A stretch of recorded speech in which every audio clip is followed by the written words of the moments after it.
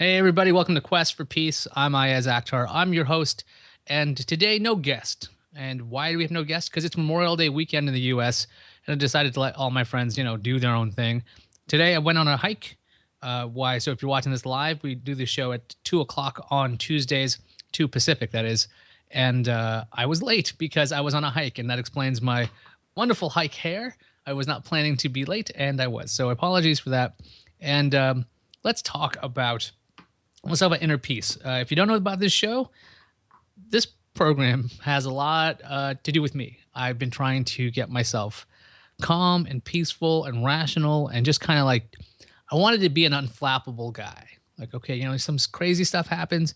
That guy that you hang out with and like nothing seems to phase him, knows what to do, very calm, can do pretty much anything under pressure.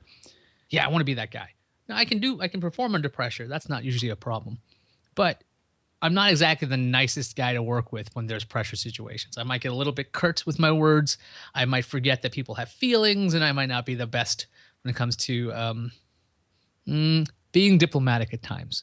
And yes, I'm talking about this. So if you guys are one day aspiring to work with me somewhere, you wouldn't know this up front and go, wow, that could be trouble. I'm really not that hard to work with, but sometimes it feels like that for me. It feels like I'm trying to work very hard to be better. So this show is about trying to find inner peace. Sometimes I have guests on and I ask them what they do to find peace. And today, I'm going to just flat out be completely honest today. I had felt like a complete fraud coming into today's episode because I was not peaceful today. I am not peaceful today. I've been edgy since the minute I woke up. I've been pissy. I've been angry for no reason. And it's really kind of irritating. So I thought, you know what? We'll go out on a hike. That usually makes me feel better because physical activity is always good for me. And so after the hike, we went to lunch. And so we're outside. It's me, it's Liz, and there's two dogs. My two dogs are outside with me.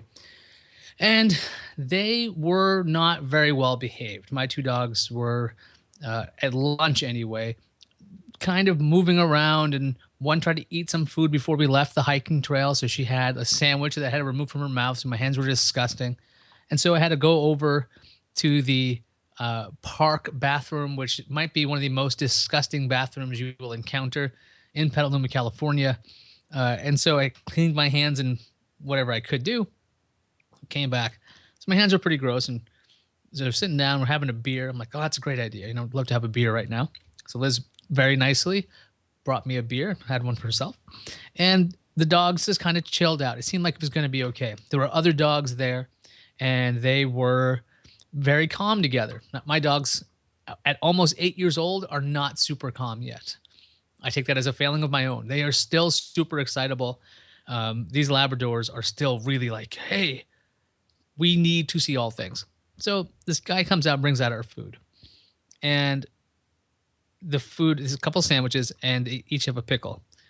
My dog, Audrey, who is this like little 4-foot dog, when she stands up, she's about like 4.5 feet. She got up on her back feet, kind of hovered, daintily took her big freaking mouth and took the pickle off my plate and then dropped it. And I am tethered to the two dogs with my left hand, and I'm watching this happen. And I feel incredibly embarrassed because, well, that was my lunch that was right there. So she could have gotten my lunch, but she got the pickle. So there's other people with us at the lunch. I mean, I guess not actually at the lunch, but at the little patio area. And they're like getting a kick out of it. Like, oh, the dogs love pickles. And I'm like, I have to make sure that she doesn't eat it because I don't know if she can have pickles. Her sister's incredibly allergic to everything. And I don't need to find out today that Audrey's allergic to pickles because she could be, because I don't feel like dealing with that in the course of the day. And so I was not very happy with the dogs. And so they kept trying to steal things. And eventually I'm like, fine, they're going to go back to the car. And I'm going to sit and eat my food quickly and get the heck out of here. And of course, I still was late to the show. So what the heck does this have to do with inner peace and calmness? One, I didn't have calmness with those dogs. I wasn't angry at them, but I was not happy. I was frustrated and absolutely frustrated. And this reminded me of a topic Liz suggested I actually make today's show about. She said to me, why don't you make it about the dogs? And I go, okay. And there's a reason why that wasn't a crazy idea to me. A while ago, I read a book called A Dog's Mind or The Dog's Mind. I'm going to go find it as I'm yammering with you guys. A Dog's Mind. Let me see if I can go find it on Amazon. Now, this book was in the bibliography of a Caesar Million book. So if you don't know who Caesar Million is, he's the dog whisperer. And when I first got the dogs, I looked at his book. And his book really wasn't about training dogs at all, his first book. But anything that was interesting to me, I would look at the reference and I saw the footnote and it would lead back to this book by Bruce Fogel. It's called The Dog's Mind, excuse me. The Dog's Mind, Understanding Your Dog's Behavior. It's about $8 on the Kindle. It came out in 92. And what this book actually does is it explains to you as a human being what dogs think. Now, I know what you're thinking. You're like, well, dogs don't really think. And I really don't see how this is getting to peace. I'm going to get there. Dogs don't really think. You don't have to worry about this. It's just that when you learn how they behave, you can tailor your human behaviors to fit them. Because if you don't do that, if you treat them like humans, bad things happen. Like here's an example, right? Dogs are pretty simple. So the mailman example. The mailman comes by and the dog barks. And then the mailman goes away. Now, to a lot of us, we're like, oh, wow, the dog is really irritated at the mailman and he just stops barking when the mailman goes away because the mailman's gone. To the dog, it's a cause and effect kind of thing. The dog goes, mailman showed up, I barked, he went away, I win. That sounds strange to us because we're like, yeah, well, if the mail guy's not going to hang around all day, they're going to move to the next house. That's their job. But the dog doesn't understand that kind of idea. They don't have the frame of reference we do and this humanity kind of thing. Another example is, let's say it's a thundering night and there's lightning and there's a terrible thunderstorm. If that dog starts cowering in the corner, one of the worst things you can do is go up to the animal and start going, oh, it's okay, it's okay, it's okay. That works with human beings, coddling them and holding them close when they're scared. When you do that to a dog, you are reinforcing that behavior. You're like, hey, if this dog goes, okay, that sound happened, I complained, and they hug me, I win. So this is the behavior that keeps happening over and over again. So it's kind of cruel sounding to say this, but if your dog is like whining during a thunderstorm, you kind of have to like say no and then move along as if nothing is happening. You kind of have to be a chill, relaxed guy around dogs. And there's another thing about dogs. They absolutely will not listen to a stressed, freaked out leader. I kid you not. If you have never seen The Dog Whisperer, it's on Netflix. Take a look at it. It's called The Very Best of The Dog Whisperer. When you see some of the frantic humans who are leading these animals, you can see why the dog is basically trying to figure out its own way. That's what happens, by the way, with dogs. If they don't think that you're the leader, they're like, you know what? I don't care. I'm going to be the leader now. It's not that they want to overthrow you, but if they're not going to be led, they're going to lead. It's actually a very admirable quality. So in this book, they also talk about this idea of mindfulness for dogs. And we talk about mindfulness on this show, and that's being in the moment. There's something about being in the moment that is actually very calming because you're not thinking about the thing that happened 10 seconds ago that was annoying. And you're not thinking about the thing that's going to come up on Monday afternoon that's going to annoy you. You're just thinking about right now. And for the most part, right now is not so bad because you're not in either of those states. You're not in the past where it was bad. You're not in the future where it will be bad. You're just in the right now. And so that's the thing about dogs. Dogs they have a very short idea of time. So if they make a mistake, if you don't immediately correct them right after the mistake, you give them like 10 minutes or something, they're not going to understand that the action they did was the reason they had this reaction from you. So you have to correct them right away. Because the thing is, they're not thinking about 10 minutes ago. They're not thinking about the future. All they're thinking about at any given time is how can this be awesome? How can this be fun? Because, I mean, if you've ever seen an animal like this, they usually are like, they have that goofy face, and that's probably because of breeding. So you see this smile on their face. And they just want to either be near you, or they want to play, or they want to roll, or they want to sleep. They want to do pretty much anything that feels good. You don't see a dog stressed out with anxiety unless they've been like abused and they have no reason to trust human beings and they start freaking out because that's a learned behavior. And people are like that too, where they're really freaked out. when they see other people, or maybe people in positions of authority, because they've had bad experiences with this kind of stuff. So this idea is a lot of one of the first triggers I had in my head when it came to this idea of being mindfulness was, look at the dogs. Try to be like the dogs. You know, they might try to steal food, and they want to get belly rubs all day, or they want to not sit on the couch, or they want to sit on the couch, or whatever it's going to be. But they aren't doing a lot of the stuff that we do, or at least I do on a daily basis, of questioning motives, getting irritated over nothing, reading into things. Dogs don't read into stuff, right? They're not like, well, why? Why do I have to sit here and wait before I have to eat? I don't really like you for that. They never really, they don't, at least mine don't. They don't bite my hand before I feed them. They don't do this kind of thing of, I can destroy you at any given time. For some reason, these animals are listening to me and they're choosing to do this because all they know is like, look, if I'm nice to you, I get the food. Good deal? Good deal. That's all it takes. And so when it comes to being mindful, I looked at those dogs because I was irritated at lunch. I'm like, every time I see other people's dogs, I'm like, oh, I love them. They're so cute. They're really great. And then I'm like, I have my own. I'm like, ah, they're really annoying sometimes. You know, I think they're really cute and they're great, but there are times where you just can't, I can't stand them because they won't listen. But then I realize something as I get more agitated with them. The fun part is they won't listen. So there's nothing I can do other than calm the hell down and try to be like the Caesar Million character, or the actual guy who talks about the dog whisperer. He talks about being the pack leader. And that requires you to stand up tall and to be calm and assertive. Calm, assertive. Those are the two words you hear a lot on that show.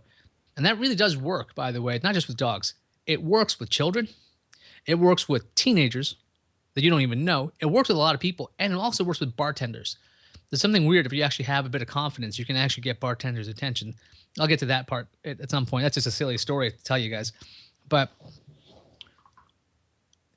being calm, assertive is somewhat easy when you know you have something you're talking to that refuses to understand you. That dog is not trying to figure you out, okay? You have no option. You either learn the way this dog understands stuff, or you will never get anywhere. And so my thing with this whole dog speech, this whole thing about dogs, is I don't afford people this kind of kindness, this understanding of, well, you only understand it this one way. Maybe if I just talk to you in the way you understand this, this would work. I think a lot of us don't do that. Now, I know that for myself, I have that issue. I don't do that enough when it comes to, okay, look, this person doesn't think like me. You know, I'm very analytical. I'm not sentimental. I really try to break down problems in a way that is fair. So even if I don't like the outcome, I will sometimes give in to that. And so not everybody's like that. So the weird thing of trying to get people to go to my way of thinking or to understand things the way I think about them is really a disservice to the whole thing, which makes me angry, which makes them angry, which makes nobody happy, which means guess who's still on a quest for peace because he can't freaking talk to people because he's just so flummoxed at the situation. It's weird because on this program, I talked about this before. When it comes to like my family or loved ones, it comes to this thing of my expectations of them are very high. And that is a huge recipe for disaster. If there's a bunch of people that you really love and care about, setting up high expectations is a surefire way to be very unhappy. Because if they don't follow what you haven't told them, or if they do follow, there's always something to pick on. It's a complete mess. I've been trying to figure out how to stop setting up expectations, but a lot of that is built in since I was a little kid. I'm still going through a lot of this idea of, well, my expectations cannot be the actual expectations of people. I need to accept everything people are doing. And I got to figure out how to work with that. I have almost no problem with dogs with this. It's so easy to go, that little furry thing is an alien. I'm going to work with this thing really easily. But something about seeing human beings, you've known them all your life, you've been talking to them as long as you can talk to them, you've been communicating since you could. There, for me, there's a barrier right away to go, you think differently than I do. Let's figure this out. And it's harder for me to pull on that little calm, assertive suit where it's like, okay, be calm, be assertive, and try to figure this out. Because otherwise, all you're doing is you're going to cause conflict and anger, and that's not, it doesn't work. Conflict and anger solve very little. The idea of, I don't mind having a disagreement, and a conflict that has a resolution that's constructive makes sense. But the idea of taking the approach I have for dogs and applying them to people, when I've successfully done that, something about that totally works. So if you don't have any pets and you're like, well, this makes no sense. You're like, oh, I don't really care about dogs, and dogs are crazy. And why would I ever want to be like a dog? I mean, dogs, another fun fact about dogs, because they are so disgusting and they want to live. Some dogs, what they do is when they find a dead animal, this is very important, by the way, if you take your dogs out in the country, they find a dead animal, they actually roll around inside the animal to cover their own scent. Okay, so that is not something I want to do as a person, but it's just something I wanted to share. But the idea of generally trying to be like a dog is not necessarily the worst idea. And then understanding people as animals, which I think some people find very insulting. But for me, if that's the only way I'm going to actually figure out how to handle issues that I'm having, maybe I got to freaking use that. And today, like I said, this in the very beginning of this episode, I feel like a complete fraud trying to come for this show and go, yeah, I'm really peaceful. Today I was pissed. I was not happy. I did not like the dog stealing the pickle. I didn't like her trying to eat a sandwich when we're trying to do something. I didn't like that the dog wasn't disciplined properly. I didn't like any of that stuff. And it was just really irritating me. Flat out irritating me. And you can tell I was getting irritated because you heard how quickly I was speaking there. And I have to sit down and do the show. And I got to go reset my brain because it's not constructive to be that worked up over that. All I can do with the dog is clearly discipline her when I have to right then and there, take care of the situation, and then move on. Because I'll tell you what, tomorrow, that dog and that pickle is not a story in her head. She does not care. I can't keep thinking about that. It's really easy for me to go, nope, I'm not going to stick on that. So I'm trying to figure out what it takes to be happy today. And sometimes it's just opening up to you guys, if you're listening to this, and talking about dog stories. And if you're interested in the book by Bruce Fogel, The Dog's Mind, I'll have a link at iyaz.tv or maybe even gfqnetwork.com, where we have the videos and audio subscriptions to this program. And this is a very bit of a strange show. I really wasn't expecting to be talking about dogs today. I was thinking about talking about depression and alcohol and other weird things, but the dog thing seemed to really stick out to me today because it was a big deal. I'm supposed to, you think yourself as human beings. You're like, yes, I'm obviously superior to this animal. I'm the top of the food chain. I can clearly handle anything. And then you run into like little things where this cute furry animal is irritating you, and you don't really know what to do about that. And it's a small thing to get worked up over.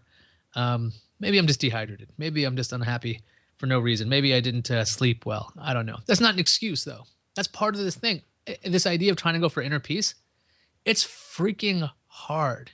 It's difficult. And, we have, on this show, we've talked to a bunch of people, and we've talked about failing like crazy, failing when it comes to going for your dreams or trying to become more than you are. You can't let that dissuade you from trying to make that change. So when this show ends, and it ends in a couple of minutes, and I stop recording this episode, I need to keep mindful of all the stuff I just said with you guys. The idea that maybe I got to be more understanding. It just saying it out loud sounds like, yeah, of course I can do that. No, it's really easy to say that. It's really hard to do that when you're actually fired up, because adrenaline makes you stupid. It's really fun because you're just thinking fight or flight. And I don't fly. I just fight. So that's a problem. I got to work on that. I like to, as another thing, I will say this. It definitely helped me in my career and as a student when it comes to this idea of arguing and having constructive conflicts. I don't mind, discussing something to death with people. So if, let's say, person one really likes Star Trek and person two likes Star Wars, I can get into that situation and talk indefinitely about either side. I just enjoy the discussion and to see if I can actually mentally think of all of the mentally think as opposed to what if I could think of all the counter reasons to whatever they're telling me about their position, or see if I can argue the other side. Maybe I don't even believe what I'm saying, but can I think well enough to do this? So one of the things I quite enjoy is I do enjoy argument and as an actual art form, like a debate. I really enjoy that stuff. The problem is my brain doesn't know how to really go, this is the wrong time to do this. You're heated, you're upset. This is not the time for this. And then there are other times where I'm supposed to be like, okay, now is the time for an academic discussion, because flat out, that's pretty easy. I'm looking at the chat room right now. I'm in the wrong chat room. That explains why I'm seeing all the wrong things. What an interesting day, guys. I should have really checked if I was in the right chat room today. We have a chat room, by the way, irc.gfqnetwork.com, which I'm going to join right now and very late in the program. Let's say hi to you guys, because I was in the wrong chat, which explains why people were so angry about something else. Okay, so if you've got any questions and you've got concerns or you've got anecdotes and you're like, I got the answer, I got the key, this is what's going to make you happy, do me a favor and send me a tweet, at Iyaz. That's IYAZ on Twitter.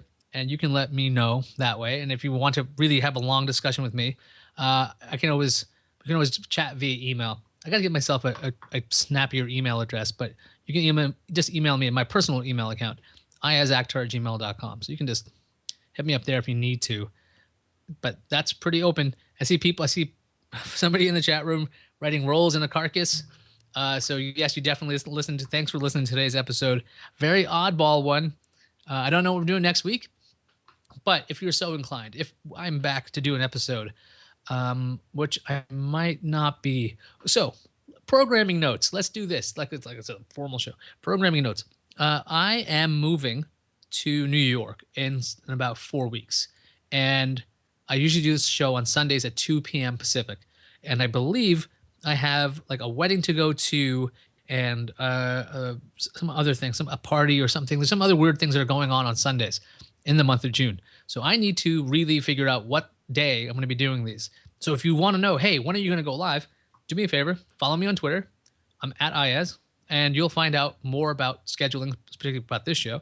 If you're like, hey, I want more great programming, let me tell you something. I'm a guy from Queens, so I'm on the GFQ network because it's the Guys from Queens network, and they got some great programming. If you like pro wrestling, like I do, check out Mat Men. Good show, very, very fun. Or if you're just like, I want to listen to just complete craziness, listen to Free For All, because that's not really about anything, but it's kind of anything goes on that program. It's kind of like this show if it wasn't about peace. Like I have all these ridiculous stories and they kind of tie into the peace theme, but no theme on that show. Anyway, I think this person in the chat room, Skills Cat, spend 10 minutes every day focusing only on your own breathing. That's a meditative concept. I bought into that every now and then. The thing about getting into that mindfulness state that I've been running into issues with lately is that I can't remember to do that. Not because I forget that this concept exists. I'm just fired up. And I get self-righteous as opposed to just being understanding.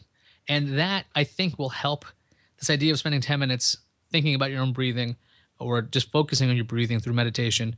It's because I think I was reading about this with meditation before. When you have time to do it, that's not the time you really need it. The point of the meditation is that when you do need to call upon a reserve of energy and patience, you have been practicing this the whole time. The idea of telling yourself and handling yourself every day, even when there's no conflict, prepares you for a potential conflict. And for a lot of reasons, I think that escaped me to this point. I've not been meditating enough. I haven't been working out enough. And these are the things I need to function. And I'm losing a lot of that stuff. So I'm working on that. And I'm just talking to the end of time. Anyway, that's pretty much for this episode. What's the whole point? What's the moral of the story? Think like a dog, except don't roll around in carcasses unless you're Skills Cat. Otherwise, good luck to everybody in your quest for peace. I'm Iyaz Akhtar, and I'll see everybody I don't know when, but soon. So subscribe and you can get the episodes automatically.